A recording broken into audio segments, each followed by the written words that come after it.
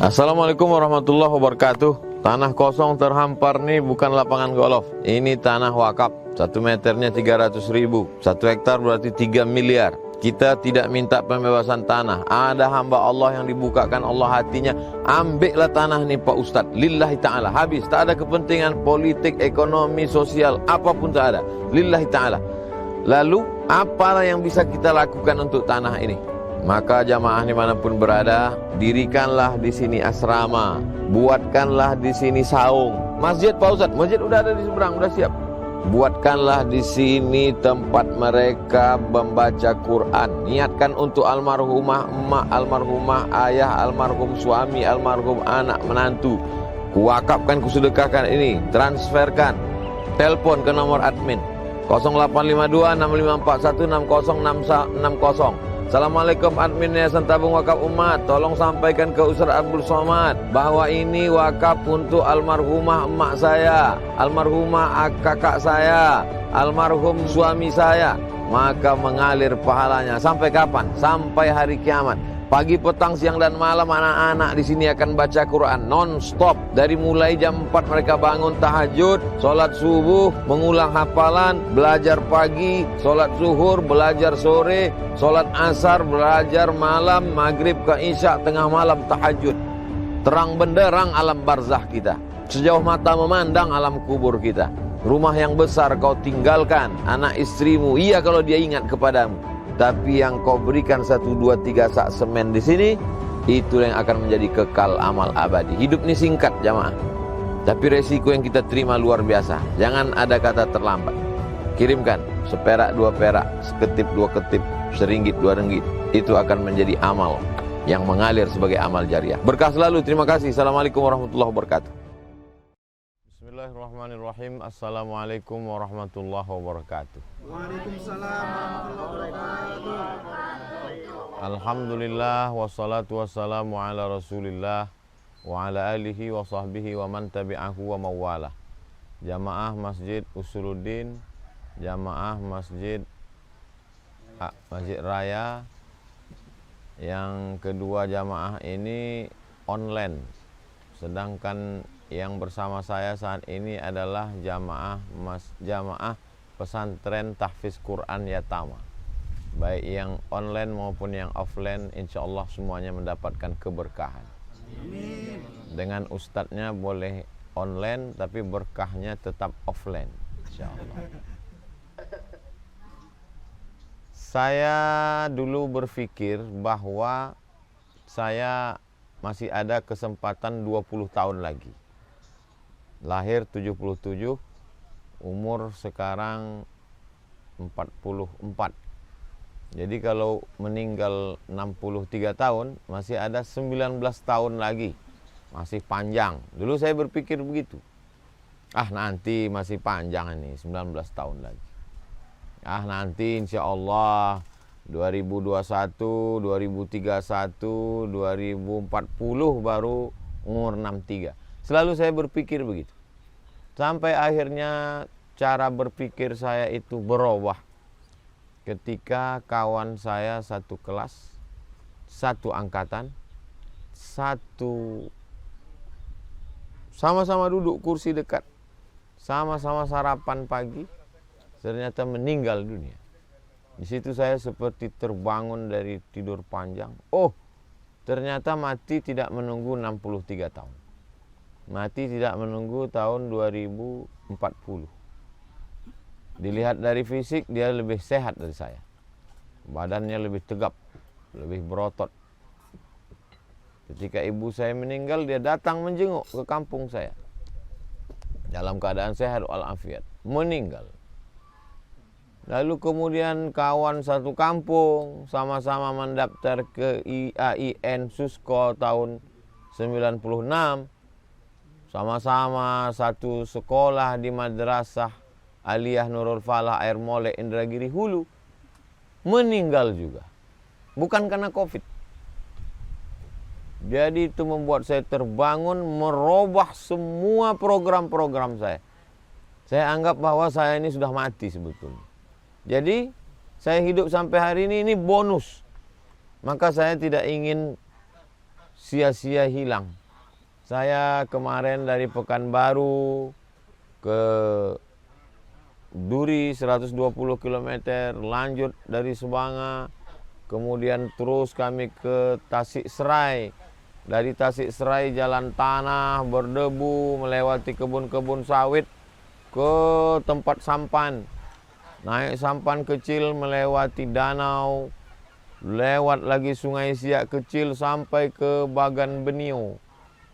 Menginap di sana 1 malam, mengendorse untuk peletakan batu pertama sekolah madrasah sanawiyah. Lalu kemudian tadi pulang nih sampai ke Duri. Tadi pula meletakkan batu pertama untuk pembangunan panti yatim bersama gerakan Jumat bersedekah berkah.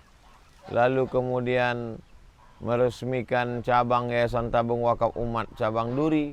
Lalu kemudian hari ini petang hadir di pesantren Tahfiz Quran Yatama dan bertemu. Saya ingin pertama, tidak ada waktu ini yang hilang karena sebetulnya saya sudah mati.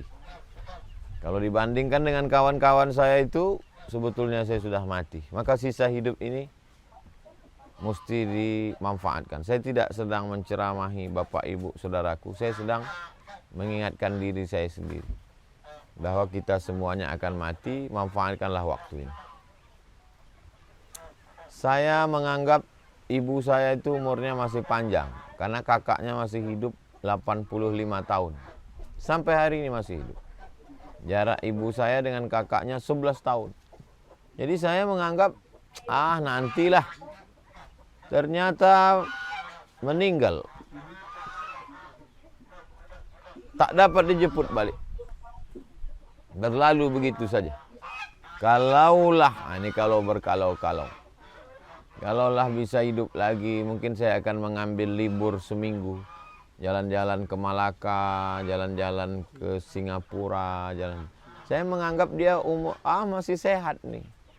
Jadi saya sedang mengadukan kekesalan saya. Mengapa saya tidak berbakti kepada orang tua lebih.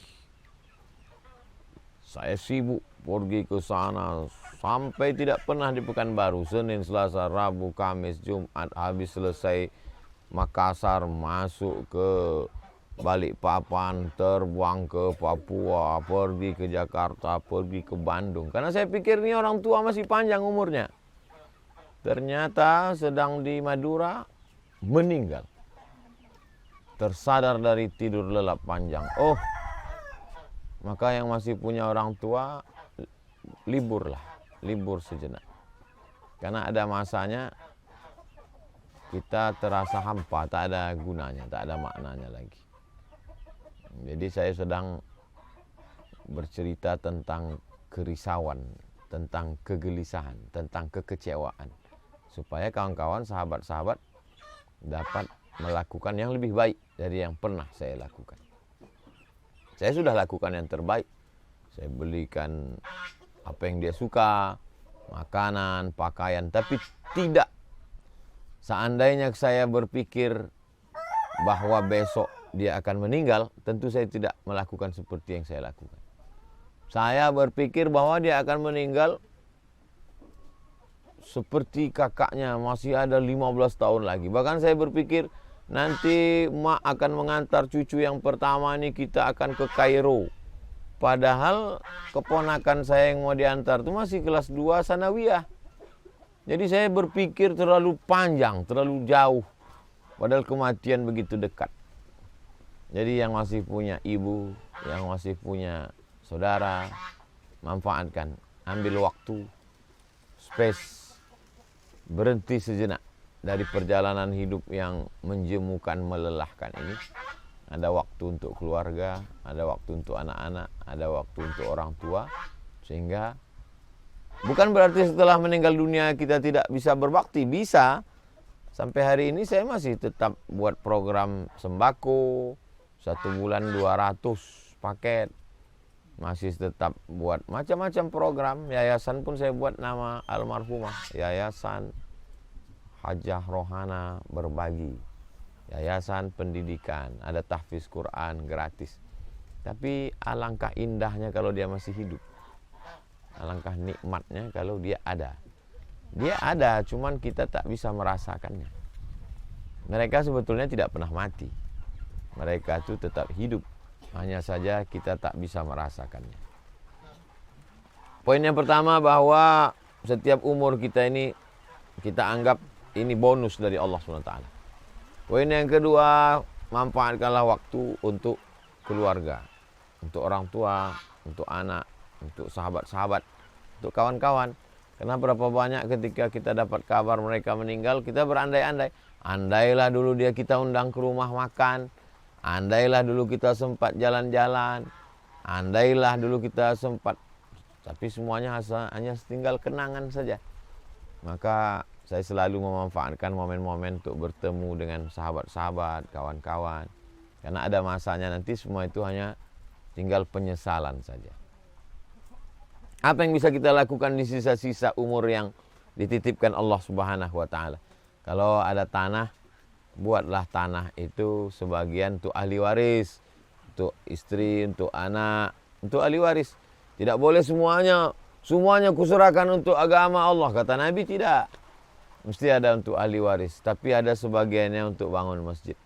Kebetulan lokasi tempat saya tausiah ini di sebelah kiri ada tanah tempat bangun masjid. Sehingga nanti tidak hanya masjid, ada asrama tahfiz. Sehingga masjidnya siap, imamnya ada. Banyak kita ketemu masjid pinggir jalan, masjidnya cantik, tapi jadi imamnya tak ada. Masjid kosong diisi kambing. Tak ada orang sholat dalam. Nah, ini tanahnya ada, masjid didirikan, ada asrama tahfiz.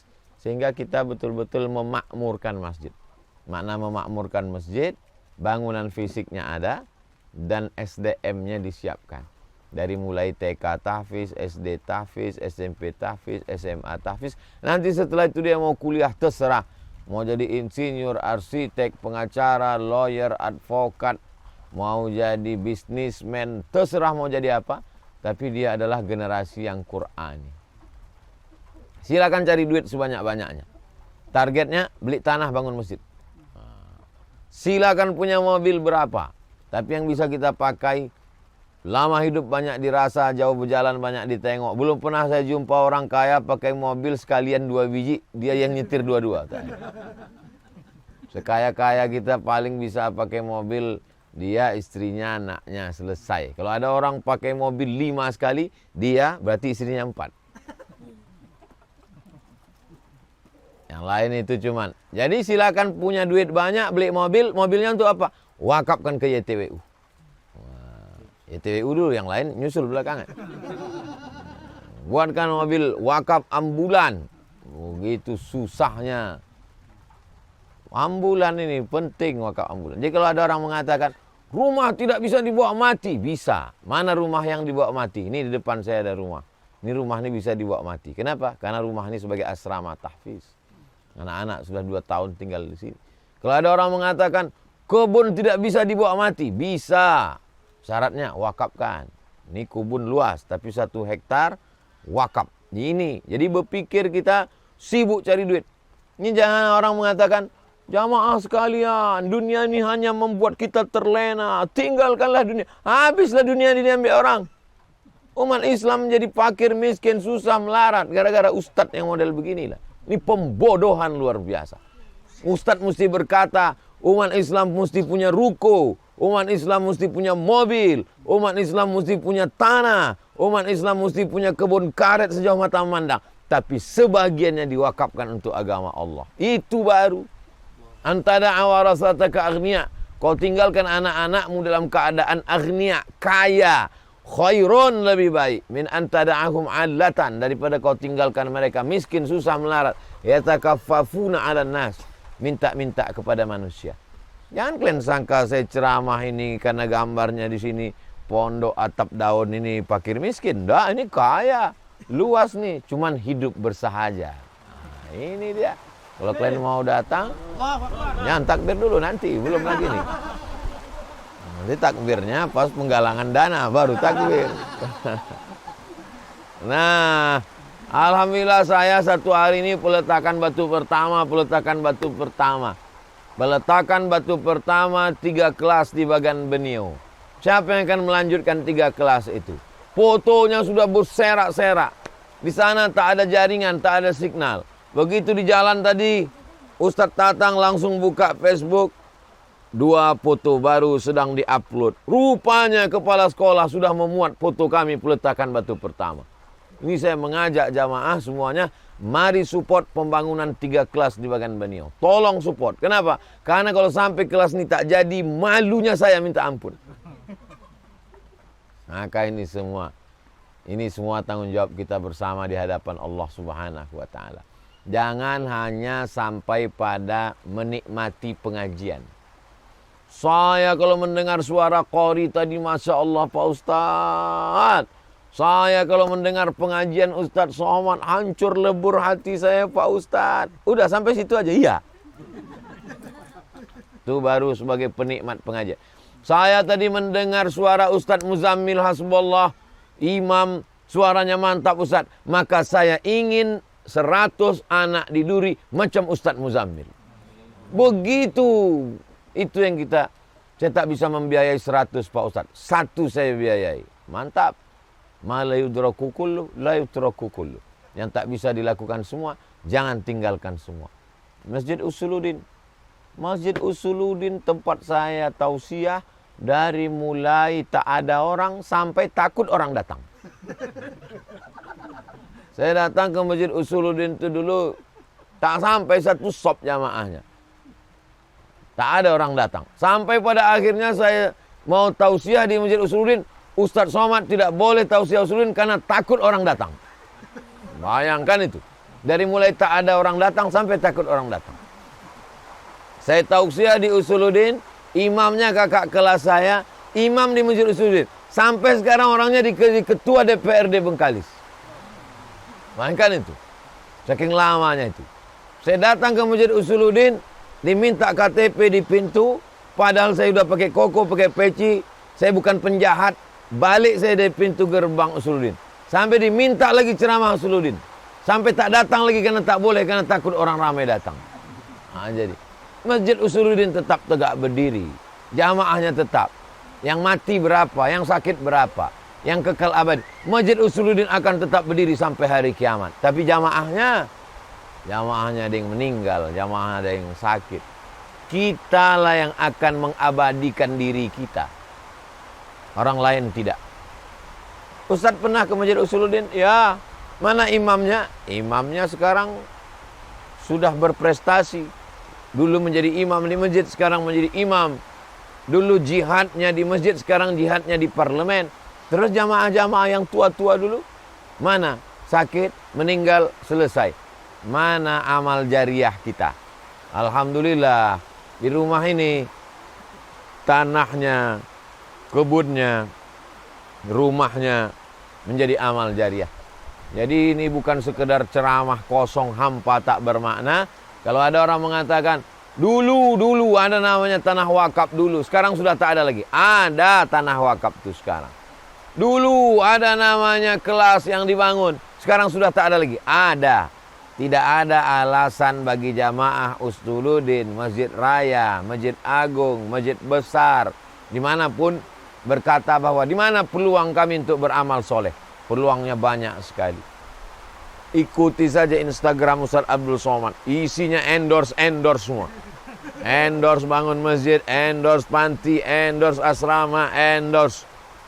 Ada jamaah yang makin semangat follow, ada yang unfollow. Saking muaknya dia endorse saja isinya.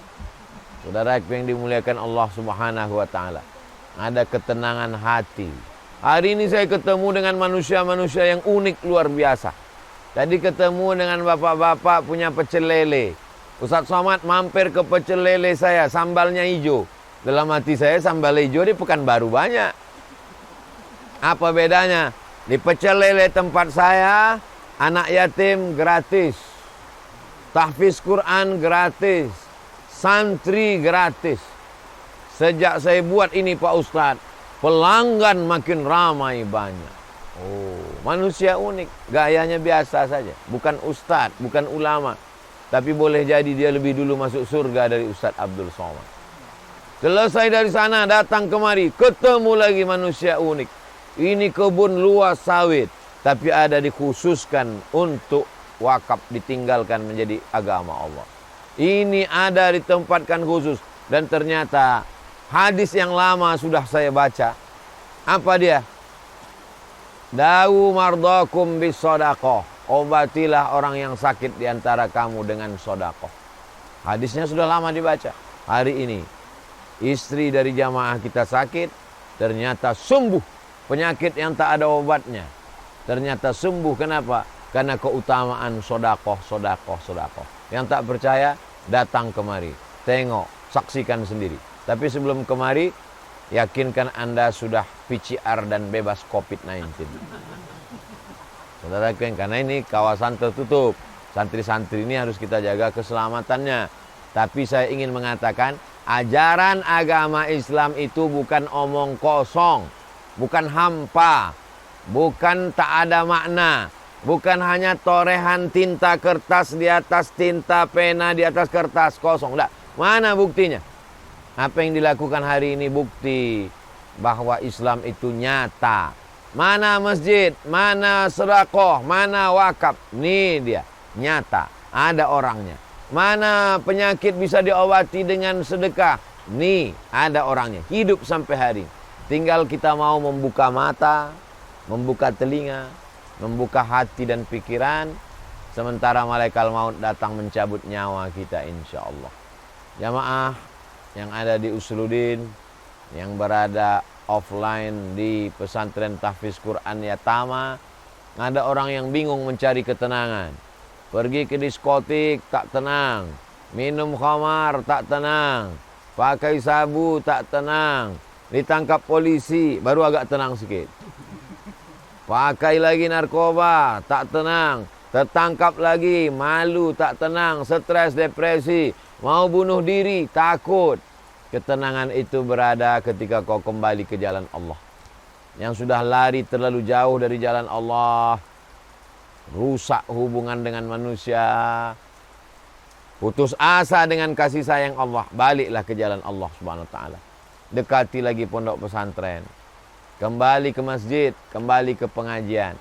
Kalau takut langsung ke masjid, ikuti pengajian online. Cari, ada Ustadz Adi Hidayat, ada Ustadz Fulan, ada Buya Yahya, ada guru-guru kita. Ikuti, follow, ikuti kajian mereka. Nanti membuka pintu hati sebelum tidur malam, tonton. Terbuka pintu hati. Perlahan-lahan mulai berani ke masjid. Karena banyak orang takut ke masjid. Karena di depan masjid itu diletakkan pengurus masjid pula keranda di situ. Pendaraan jenazah, makin takutlah dia. Ada kawannya tobat 2 hari ke masjid, mati pula. Itulah yang membuat dia takut. Jadi kita tidak menakut-nakuti orang. Kita awali dari pengajian online. Banyak orang tua yang risau dengan online ini. Sudah tak sanggup lagi anaknya, sudah tak sanggup lagi. 48% orang tua berharap, hampir 50, lebih di atas 50%. Orang tua berharap supaya anak ini offline, segera masuk kelas. Akhirnya perlahan-lahan sudah mulai. Tapi ternyata pesantren tahfiz Quran tidak ada online. Karena mereka menyetorkan Al-Quran ke guru, mesti mendengarkan bacaan, dan ini berjalan sehat walafiat karena rahmat Allah Subhanahu wa taala. Kesimpulan kaji kita, jangan berharap, jangan menunda, jangan berpikir bahwa kita mati menunggu 63 tahun. Tidak. Umur yang ada hari ini adalah hadiah dari Allah. Yang kedua, sayangi orang tua, sayangi keluarga, sayangi kawan. Jangan nunggu setelah dia mati baru penyesalan. Begitu dia meninggal baru cari mana foto kemarin sama Syanu, mana foto kemarin. Untuk apa? Mau update status. Selagi dia masih hidup datanglah. Tak sempat ngajak ke rumah, ajak dia makan, minum, duduk sebentar. Itulah masanya kita menjalin ukhuwah. Lalu kemudian silakan kau menjadi kaya, silakan kau menjadi konglomerat, bisnismen, tapi bukan untuk diri sendiri, untuk bekal menghadap Allah Subhanahu wa taala. Itu sebagai pengantar dialog kita pada petang hari ini. Suara saya sudah saya gas habis, tapi hujan ini lebih kuat dari suara saya. Ini barokah rahmat dari Allah Subhanahu wa taala. Saya kira pengantar dialog kita petang ini demikian.